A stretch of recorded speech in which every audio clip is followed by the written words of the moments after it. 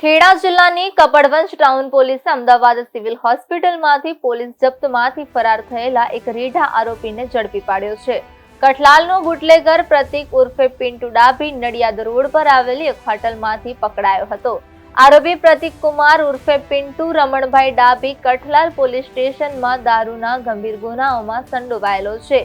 33 November 2025ના રોજ Ahmedabad civil હોસ્પિટલમાં સારવાર હેઠળ હતો ત્યારે પોલીસ જપ્તામાંથી ફરાર થયો હતો. કપડવંજ ટાઉન પોલીસ સ્ટેશનના પીઆઈ જનકસિંહ દેવડા અને તેમની સર્વેલન્સ ટીમને ચોક્કસ બાતમી મળી હતી કે બાતમી અનુસાર આરોપી કપડવંજ નડિયાદ રોડ પર આવેલી ક્રિશ્યુ પ્લાઝાની ન્યૂ વિનય હોટલમાં રોકાયો હતો અને ત્યાંથી ભાગવાની ફિરાકમાં હતો. બાતમીને આધારે સર્વેલન્સ સ્ટાફે તાત્કાલિક હોટલ પર વોચ ગોઠવી આરોપીને ઝડપી પાડ્યો હતો.